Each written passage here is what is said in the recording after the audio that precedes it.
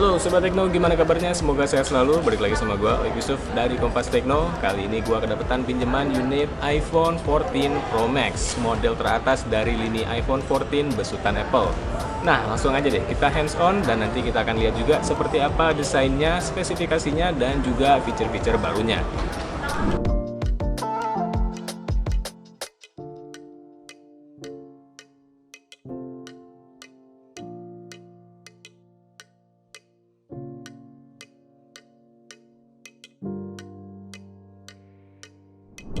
Oke Sobat Tekno, jadi ini adalah HP-nya iPhone 14 Pro Max. Special thanks buat Effendi dari YouTuber Cupu yang sudah meminjamkan HP ini untuk di hands on.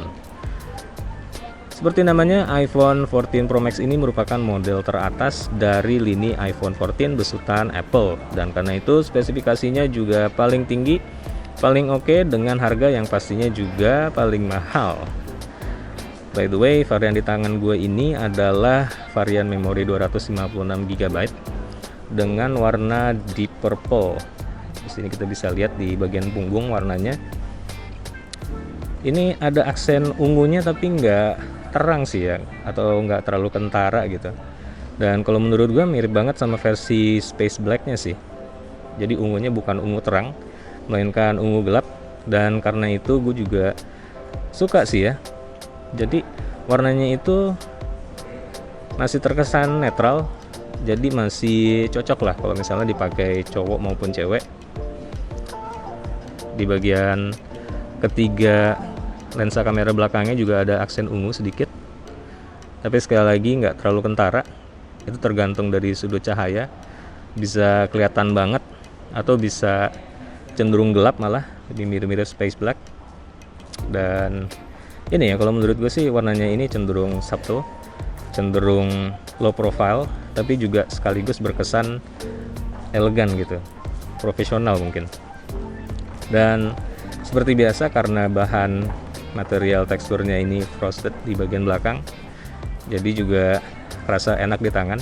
Dia ini kesat, nggak licin, sekaligus nggak mudah ternoda sidik jari, kecuali mungkin untuk logo Apple-nya di bagian tengah sini ya.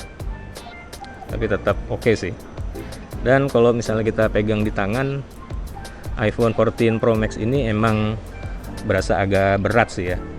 Meskipun sebenarnya sama aja dengan iPhone 13 Pro Max yang sebelumnya. Bobotnya ini lebih dari 200 gram, tepatnya sekitar 230 gram. Dan layarnya juga tergolong gede di antara jajaran iPhone 14 lainnya, yaitu mencapai diagonal 6,7 inci. Jenis panelnya adalah LTPO Super Retina XDR OLED dengan refresh rate 120 Hz. Karena ini model baru, pastinya hardware-nya juga mengalami peningkatan ya. Kalau dari segi spesifikasinya, iPhone 14 sekarang, iPhone 14 Pro dan iPhone 14 Pro Max ini sudah menggunakan chip Apple terbaru, yaitu Apple A16, yang pastinya lebih kencang dibandingkan dengan generasi sebelumnya. Juga iPhone 14 dan iPhone 14 Plus yang menggunakan Apple A15 generasi terdahulu. Nah, kalau misalnya kita lihat di bagian samping sini, iPhone 14 masih mempertahankan desain dengan pinggiran frame yang berbentuk flat alias rata kayak gini ya.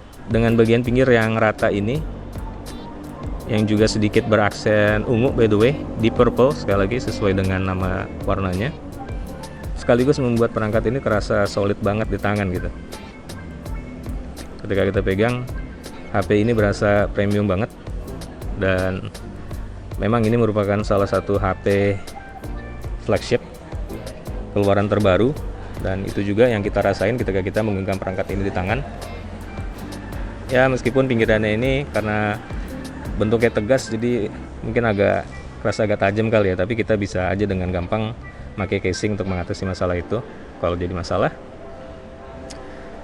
Salah satu perubahan terbesar dari lini iPhone 14 adalah Apple mengandalkan electronic SIM card alias eSIM dan tidak lagi menggunakan kartu SIM fisik. Nah, tapi itu hanya berlaku untuk beberapa pasar aja, kayak misalnya di Amerika Serikat, iPhone 14 semua modelnya sudah murni menggunakan eSIM, tapi untuk varian-varian yang dipasarkan di Asia, termasuk yang di tangan gue ini, yang dibeli oleh Effendi di Singapura, dia masih menyediakan slot untuk kartu SIM fisik. Nah, jadi kita masih bisa menggunakan kartu SIM fisik untuk terkoneksi ke jaringan seluler selain eSIM. Di bagian sini selain SIM card tray seperti biasa ada tombol volume dan juga tombol mute. Ini yang menjadi salah satu ciri khasnya iPhone ya. Di bagian bawah sini kita juga bisa melihat bahwa Apple masih menggunakan konektor Lightning di iPhone 14 untuk keperluan charging dan transfer data. Jadi masih belum menggunakan USB-C. Sini juga ada sepasang grill speaker, dan yang di samping kanan ini adalah tombol power. Untuk sistem operasinya, bersama dengan peluncuran iPhone 14, Apple juga mengumumkan update iOS 16 atau iOS 16, dan pastinya HP ini juga sudah menggunakan iOS versi terbaru itu. Sini kita bisa lihat.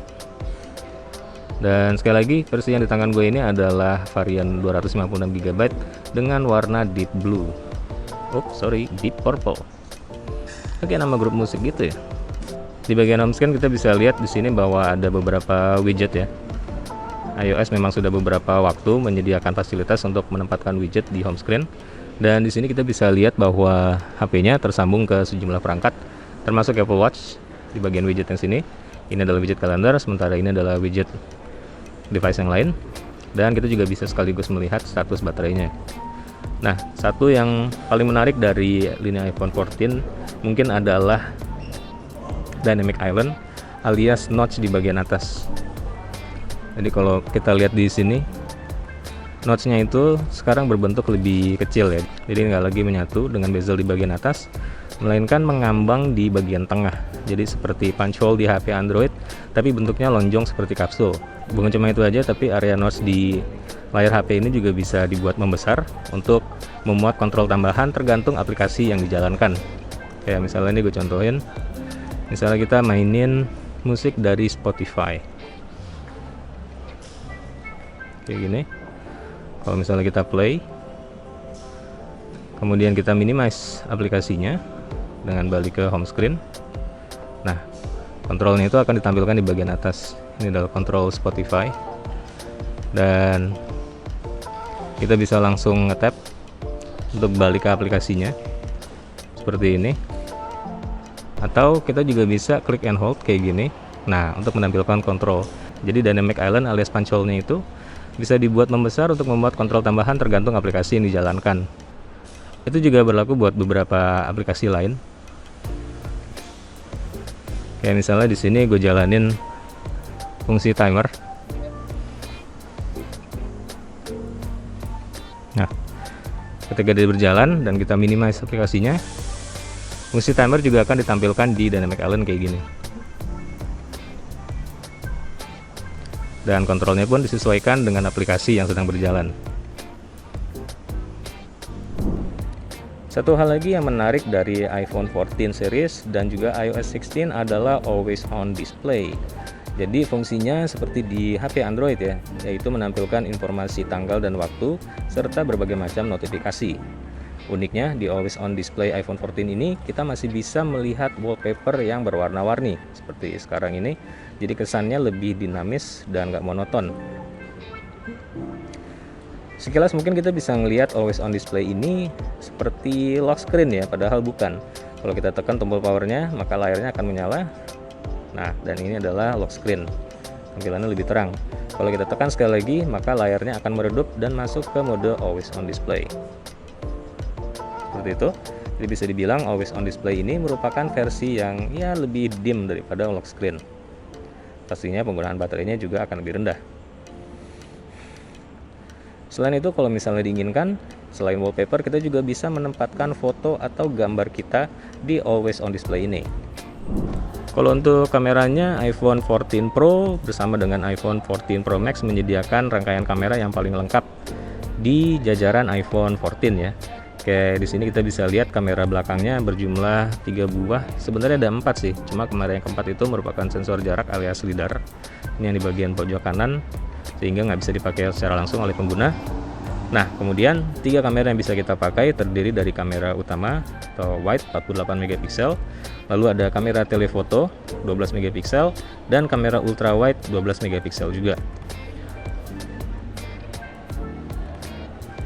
By the way, kamera utamanya yang beresolusi 48 megapiksel itu secara default menghasilkan resolusi foto 12 megapiksel ya, karena menggunakan teknik pixel binding, menggabungkan tiap 4 piksel menjadi satu untuk meningkatkan kualitas gambar.